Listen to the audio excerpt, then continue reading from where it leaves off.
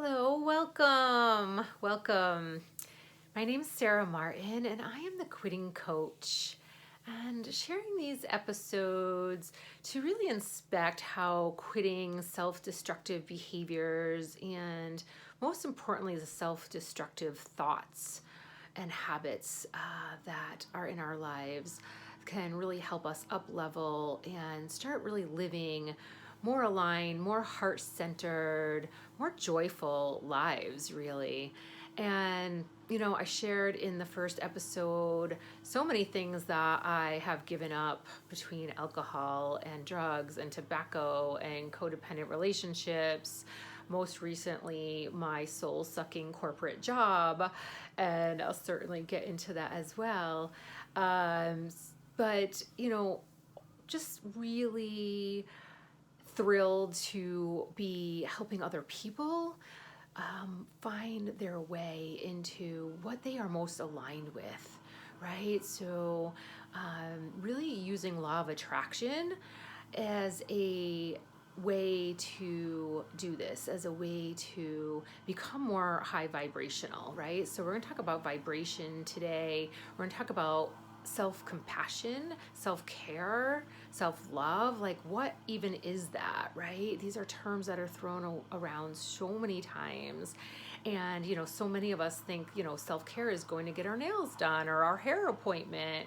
And it really is being present with ourselves, right? Tending to whatever's going on with us in the moment, right? And we'll talk about breath work an awful lot as a way to come back into that present moment, to come back to our bodies, to even feel what it feels like to be in our bodies. So many of us have just been on this hamster wheel for so long.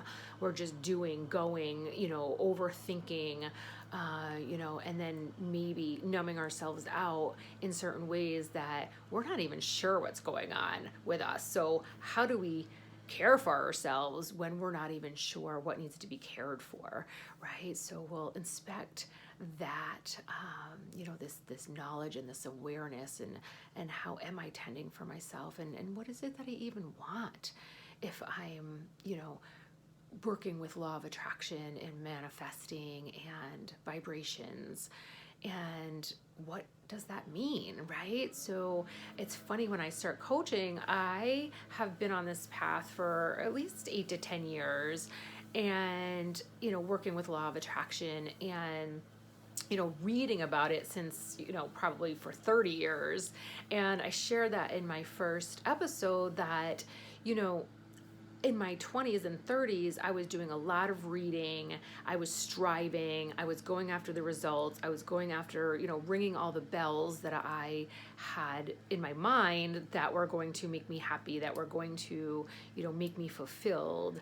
And when I realized I had rung all those bells and I still felt really empty, I realized that I needed to change course, or find something else, or find out what was this emptiness. And it really was separation from myself, right? Whether you say separation from myself, my higher self, source, universal energy, God, however you look at that, so much of this emptiness and disconnection is because we've kind of lost our way, right? So many times in looking at quitting these destructive behaviors and these destructive thoughts, there's a sense of coming home, of how do we get back home. So I want to share a practice, and I'll share a practice each week that you can take through your week to practice along the way. And this one's really, really simple, in kind of a self-comforting manner, remembering that we have a body and a heart, and our breath, by just placing one hand on the heart, one hand on the belly. And again, before you even get into your breath, right, allowing this to be comforting, allowing this to be a softening. When we soften our bodies, we soften our minds. So many times, right? And I always joke that I spent the first year of meditation just like unclenching my rear end and my shoulders, right? Because, I was 40 by then. So I had been holding 40 years of, stress and worry and fear builds up in your body. So if you notice that your shoulders are up here, can you just let them down and can put your hand on the heart and one on the belly. And if you're in a place you can close your eyes, please do so. If you're driving, just think about softening and just noticing your regular breath.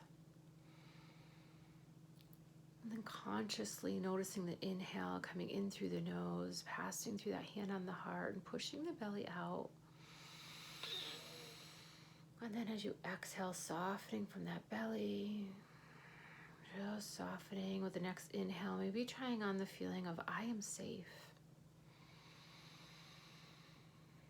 And then softening, releasing anything other than safety and comfort. Doing that one more time here, bringing in I am safe in this moment. And then softening that body, releasing stress, anything that you're holding, and just letting go. And then just noticing, maybe your eyes are still closed, just how 3 simple breaths, you can open your eyes. 3 simple breaths and that comfort, right, the self-comfort can really just change how we're feeling internally, right, which is the goal here when we talk about law of attraction. And, in its simplest form, law of attraction means like energy attracts like energy. Right? So we've all, and that, these are universal scientific laws when you're working with energy that if anyone's ever seen, the Metrodome experiment where, they start Metrodomes at all different times and it's total chaos. And then eventually they all start to move in coherence with each other, right? So that, again, that energy can attract some synchronicities, some calmness, some coherence. So that's really what we're aiming to do internally in our hearts that, again, scientifically have been proven have this magnetic field around it, right? Our bodies have a magnetic field, our hearts have a magnetic field. So most of us have experienced attracting chaos, right? When you wake up late for work, you go downstairs, the coffee maker is not working, and you spill the coffee on yourself in the car, and the day just keeps going like that, right? And you're just experiencing a lot of conflict, you're experiencing a lot of stress, and you just keep attracting more chaos.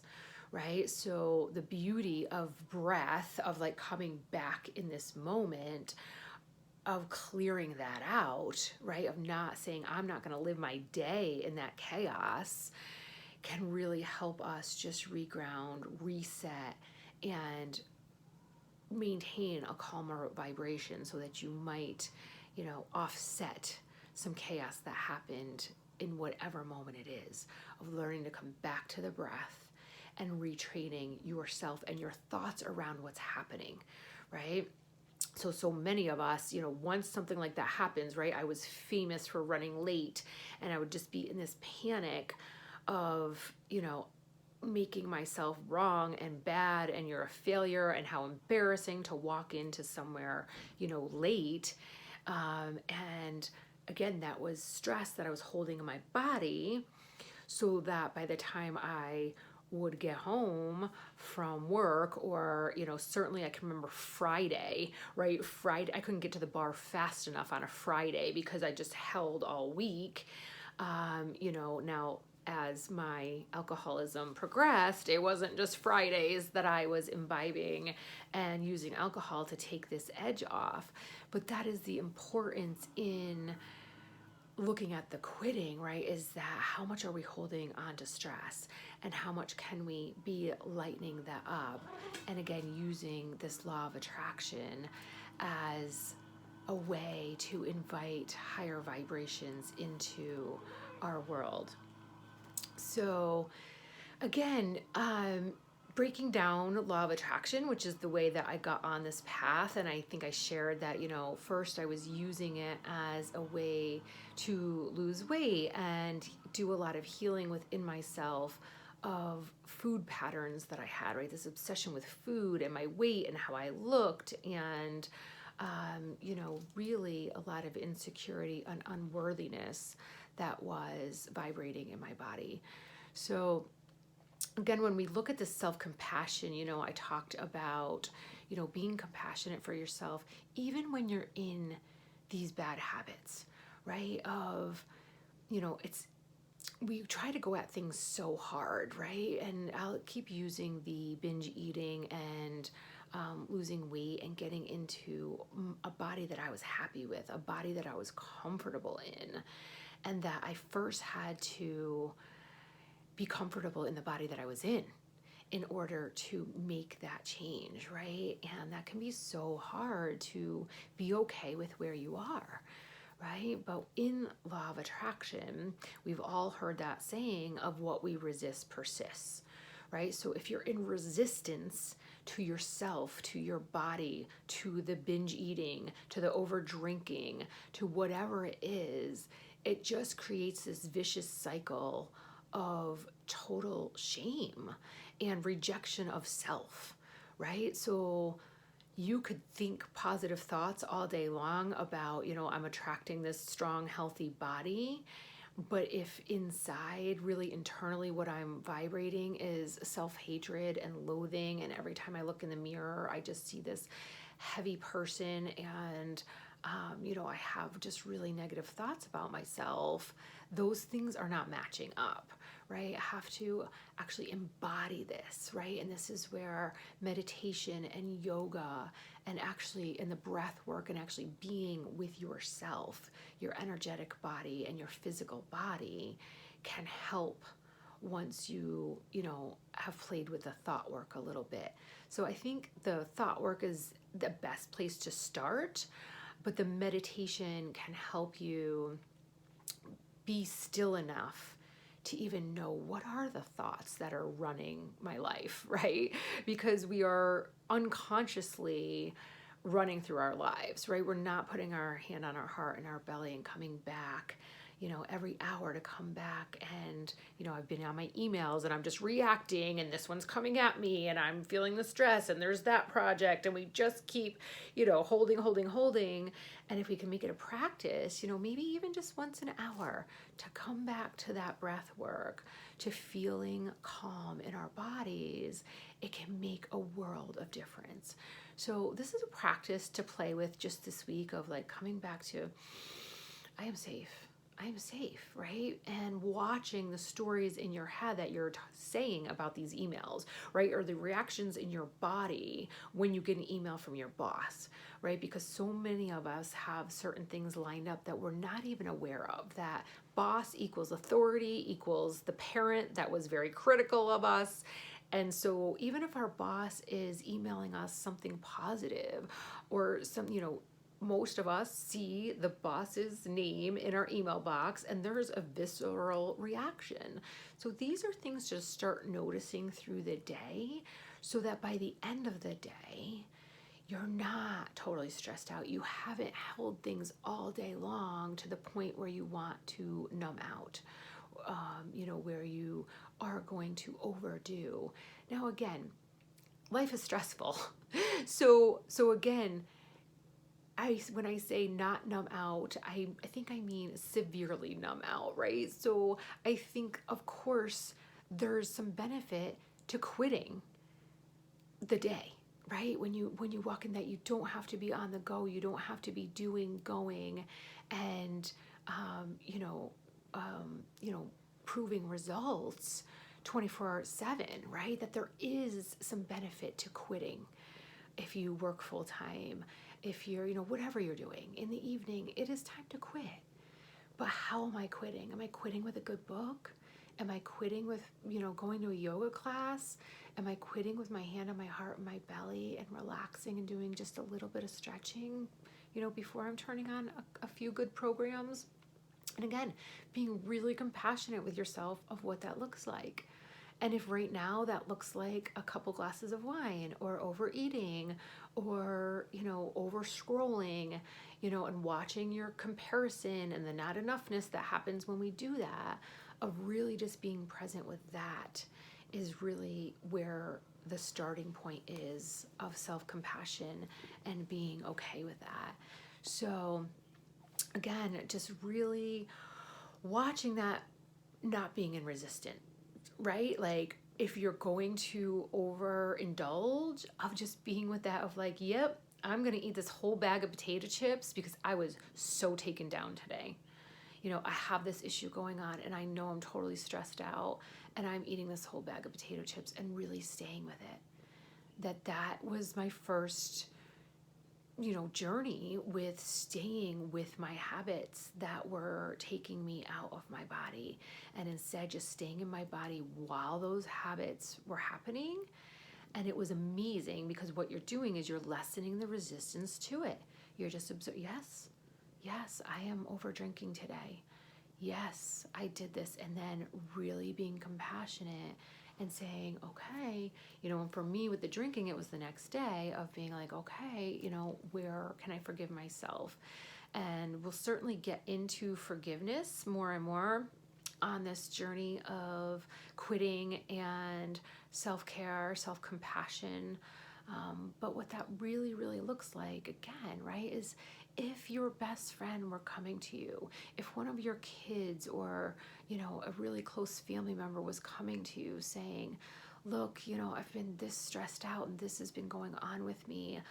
I feel, just unsafe and stressed out in my body.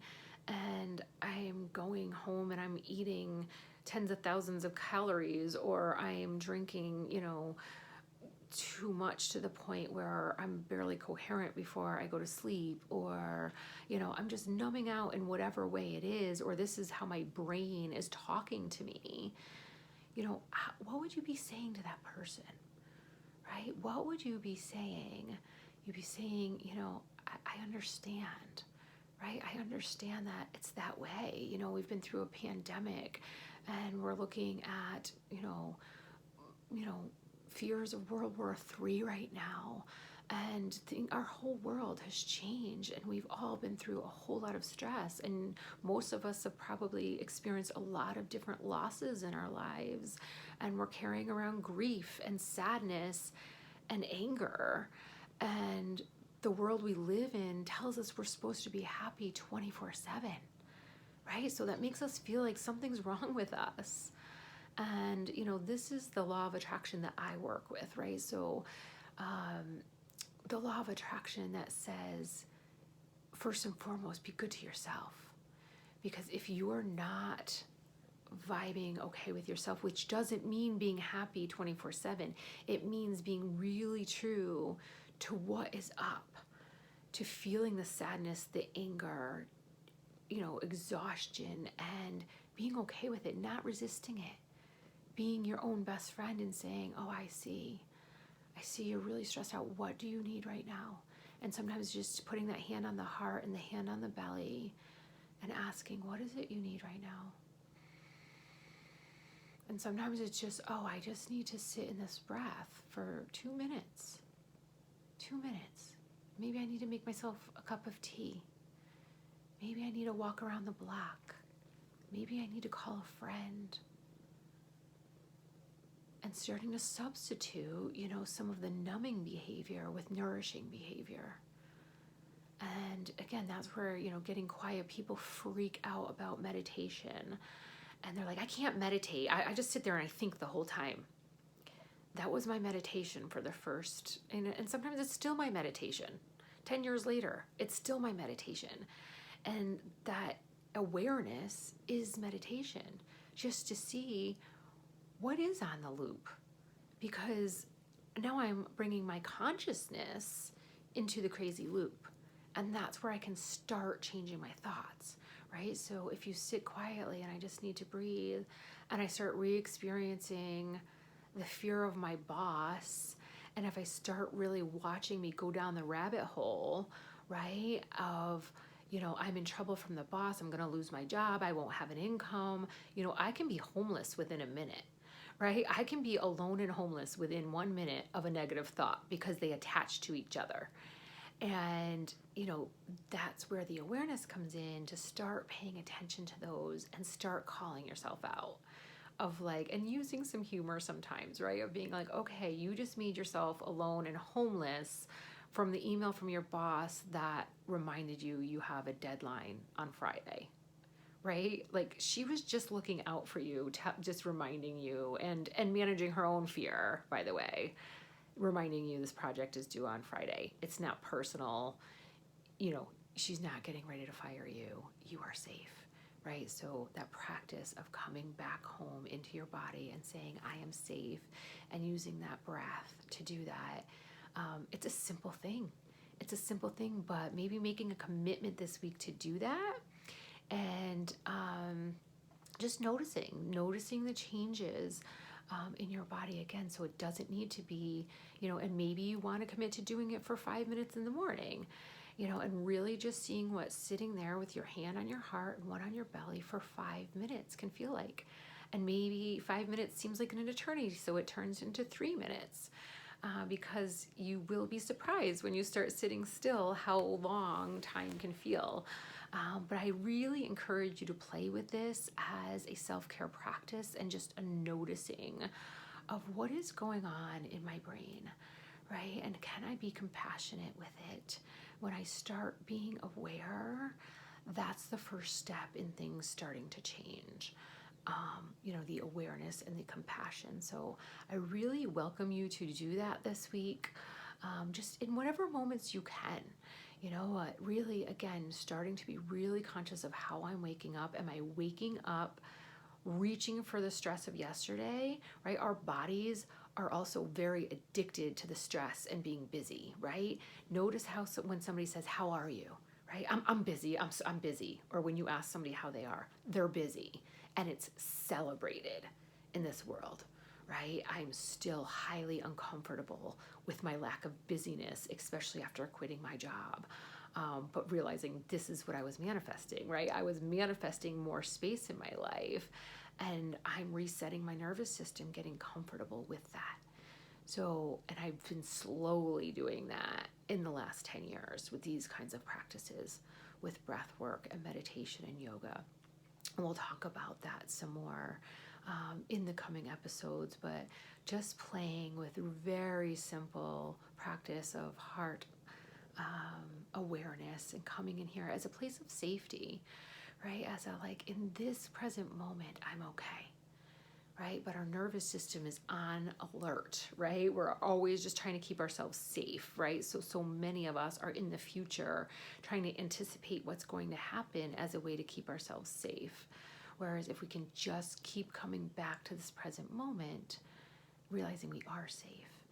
And again, we have many things sometimes stored in our bodies and in our nervous system from our past that are vibrating on safety as well, right? Experiences where we were fired from our job, or, we, did struggle financially, or we did have trauma and abuse in our past. And sometimes we can be recreating that as well. So we'll get more into that as, we continue to look at, self-compassion and keeping our vibration calm, right? It's great to go for a high vibration, but if you're really stressed out, or you've been depressed, or you have anxiety, I'll share something called the vibrational emotional ladder, that, it is very difficult to go from depression to joy, right? So we want to really just take that next step. So right now, coming out of this pandemic, and again, just if you're here looking to quit some habits that you've been using to numb yourself, you've probably been in survival mode, right? Probably joy comes in these small moments, but it might be a hard reach. So can we just reach for calm and safety? Like, let's just start playing with calm and safety as a way to lessen these habits that we're reaching for, to numb out and to run away from the stress that is in our bodies. So again, I hope you'll play along this week. And again, you can friend me at Sarah Martin Quitting Coach on Facebook. I'm on Instagram as The Quitting Coach. And, certainly subscribe here, leave comments below. I'm just getting started on this path of sharing my own path and my journey as a way to help others. I've helped so many people really just starting to get to know themselves better, right? To start using these practices to really change their world, to have the courage to leave a soul-sucking job and start their dream business, to, separate from relationships that are no longer serving them, to, really start nourishing themselves in a way that has allowed them to transform their bodies and the way that they carry themselves in the world. So this is my joy and my passion, and certainly open to, helping as many people as I can. I have a 3-month offering that I'm happy to share with you. Just reach out for me, and I hope that you'll continue to join me here. Thank you so much. Hand to heart and belly. We are safe. We are safe in this moment. Much love. I'll see you next week.